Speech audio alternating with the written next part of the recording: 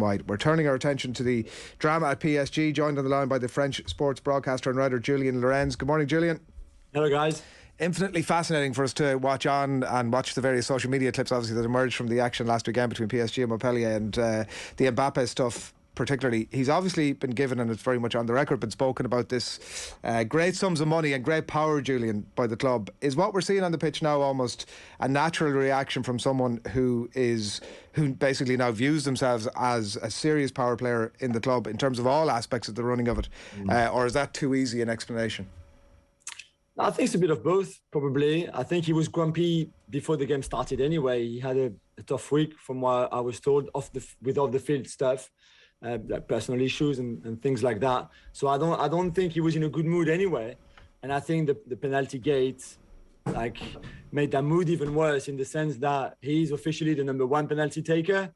Neymar is the number 2 penalty taker, the second one, which means that Neymar takes the pen only if Mbappe is not on the pitch anymore, or if the foul was made on Mbappe leading to the penalty. The thing is, Kylian missed the first penalty, and then 20 minutes later, when the second penalty happened, for another handball in the box, so nothing to do with Mbappe, not a foul on him, and Mbappe was still on the pitch. When Neymar took the ball to put it on the spot, everybody knew there was trouble, because Neymar himself knew that he should not be taking that penalty. Kylian knew that even if he missed the first one, technically he was still the number 1 penalty taker, and that should have been his. And Neymar knew it as well. Neymar pretended when he spoke to Luis Campos and Christophe Galtier that he was a bit confused. Number 1, number 2, 1 penalty, second penalty to take. All of that. He knew exactly what he was doing. You saw the little sort of chit-chat between them two. And in the end, we knew as well that Neymar would not give the ball away and that he would take the pen. And he's a better penalty taker than Mbappe, that's for sure. Now the stats prove it. It just adds a bit of the drama already. We're only 2 weeks in the season and the drama is there already. I don't think Neymar liked the fact that Kylian was being given all that power now that he's the main guy, now he's the leader. And I don't think Mbappe liked the sort of issues that Neymar has brought lately, like, being late, timekeeping, those kind of stuff. I don't think Mbappe thought that was professional, especially last season under Pochettino. So I think there's a bit of baggage there, and clearly the tension is there between them two. How much of this is on the back of the new contract that Kylian Mbappe agreed to, and some of these terms that we've heard associated with the contract in terms of increased importance in the training ground, and, as some dramatic people may say, becoming de facto manager in the dressing room? How much of a factor has that been in what we're seeing early this season? I think Neymar has been surprised. That's certainly what I've been told. He was surprised, and I bet, but I don't know for every single player in that dressing room, but I would think that he's not the only one to have been a bit surprised by the amount of power that Mbappe has been given. Again, the power is not written, black and white on the contract or on a piece of paper. It's not, Mbappe has to give a green light for transfer. It's not like that. But everybody knows that the club, and with Campos especially, more than Christophe Galtier really, because the relationship with Campos is very, very strong. They've known each other for a very long time.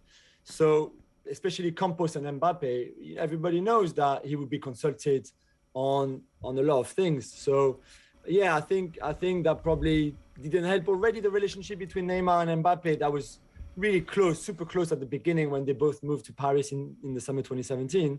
And they kind of drifted away in the last couple of years. I think just that added a bit to the gap between them, because Neymar didn't really get why at 23 years old, Mbappe would be given all that power.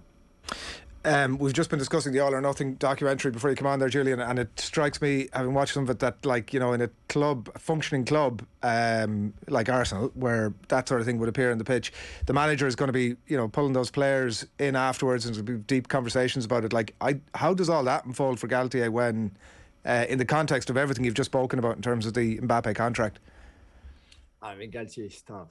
Mbappe signed the contract before Galtier arrived. I think Luis Campos had a pretty strong idea that he would bring him in, but the whole Mbappe story and the finale of it, and that incredible twist that he was not going to Real Madrid but staying in Paris, was done way before Christophe Galtier was appointed. But Galtier is tough. Galtier is a hustler. You can't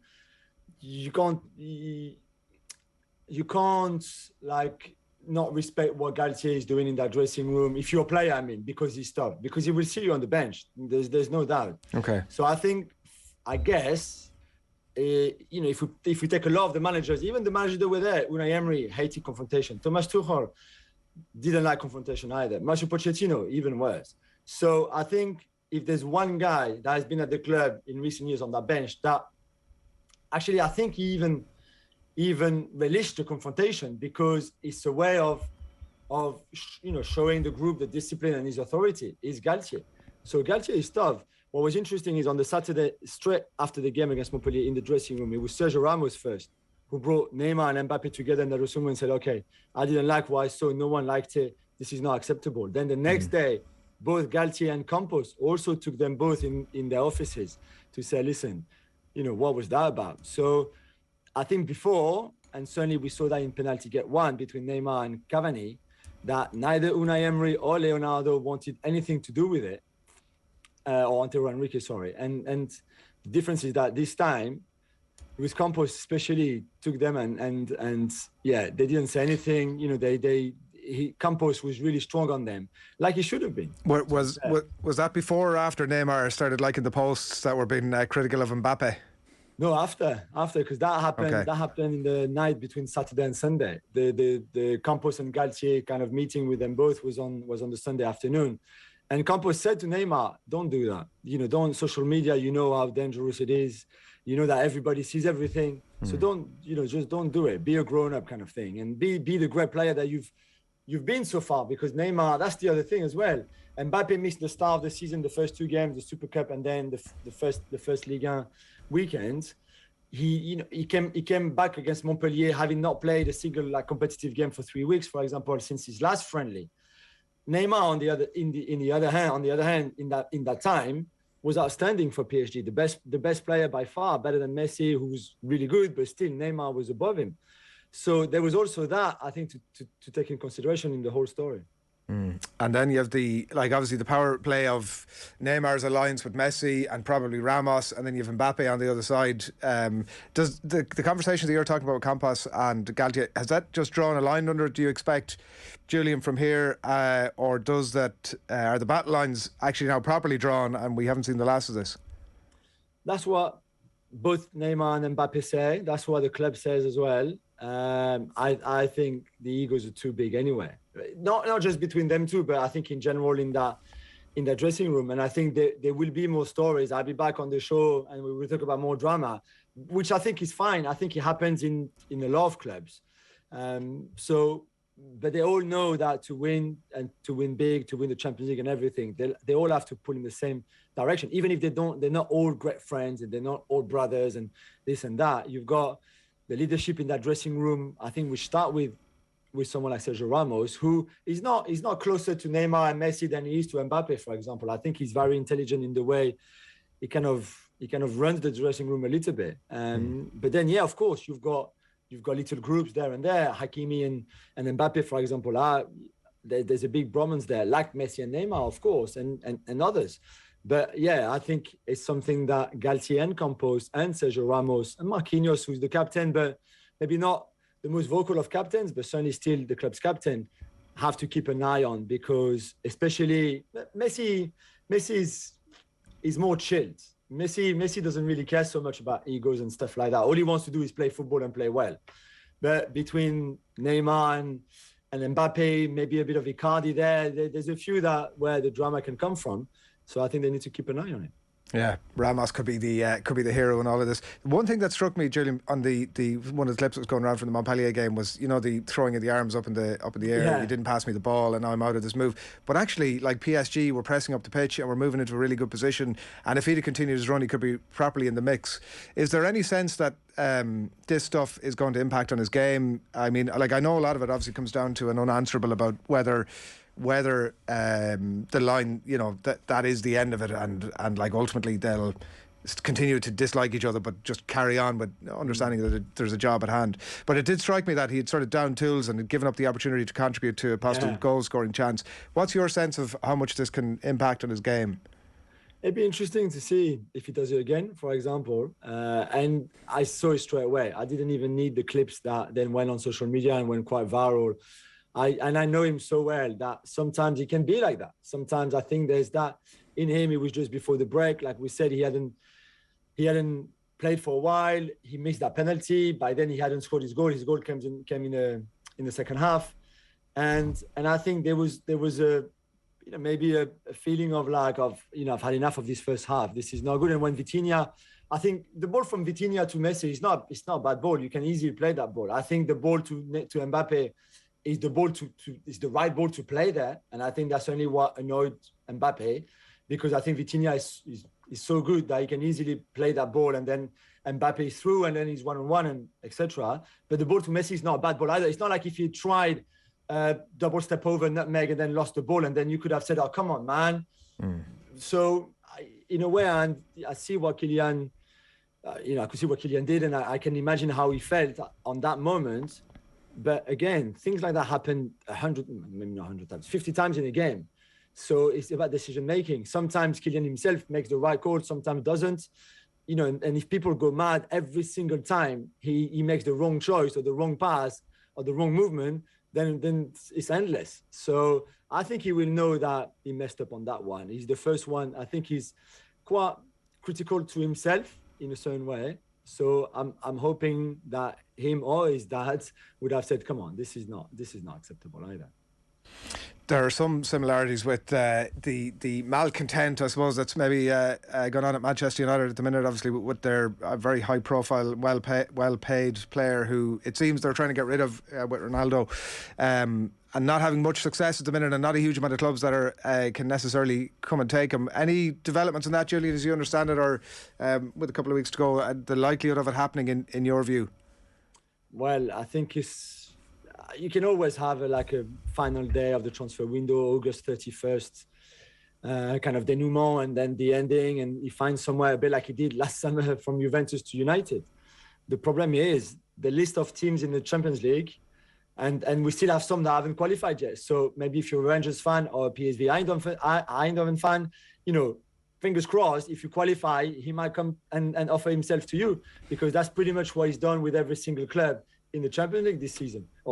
So I find it incredible that a player of his caliber, one of the greatest of all times, is offering himself, via his agent, but still, to pretty much every man and his dog. And I find that sad because of who he is, and I think he should be enjoying the last few seasons of his incredible career and enjoy that legacy and all of that, not being scrapping to find a club because he wants to play in the Champions League, because he wants to score a few more goals just in case Messi tries to catch up, or someone in the future like a Haaland or an Mbappe overtake him as a record holder, goal scorer in the Champions League. I find that incredible. So the latest one was Dortmund. There is no way he's going to go to Dortmund. Why would Dortmund sign him anyway?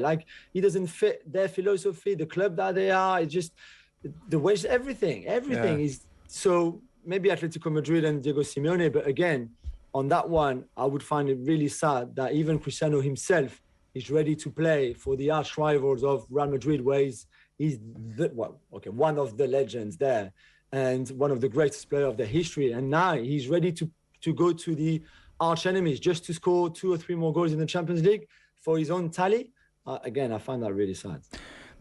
Obviously, the complete debate around Cristiano Ronaldo seems to centre on the goals versus, are the goals actually worth it given what he's contributing to the system. But really, if you listen to Gary Neville on Monday Night Football and you zoom out and look at the entire list of players that Manchester United have bought, he did make the point that this has become a graveyard for talent. And I'm not sure which side of the debate to come down on and which side is right, but you can definitely empathise with the view that the club has not been good for Cristiano Ronaldo as much as Cristiano Ronaldo may not have been good for Manchester United. And I wonder, Julien, are clubs around Europe potentially thinking that way as well, where they're maybe going back a further season and thinking, look at Juventus Ronaldo, he was pretty good in the Champions League. That's the guy that we could potentially get in and give us a kick in this year's group stages or beyond.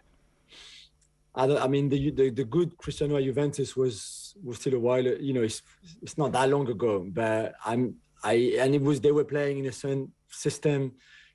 Basically, I think the only way you can play him is a front two.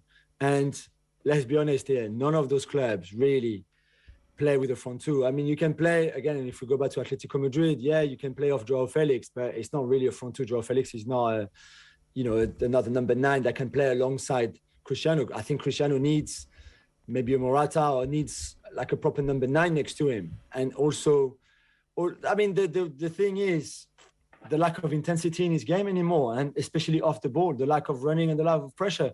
Last season, he was the worst of all strikers in all the big 5 leagues in terms of pressure per 90. I mean, that means the guy at Troyes ran more than him, like pressed more than him. The guy at, in Cadiz in Spain. I mean, do you see what I mean? The guy who went down in the Premier League at Norwich. That means he was the striker that ran the press the less in the whole of the big 5 leagues.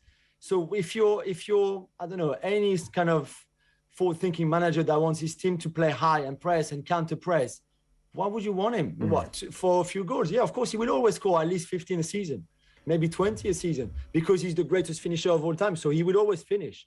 If the service is good, he would always finish. Remember the volley away at Spurs last season in the Champions League, in the Premier League. Amazing goal. The movement, his positioning, the finishing, it's great. That will never leave him.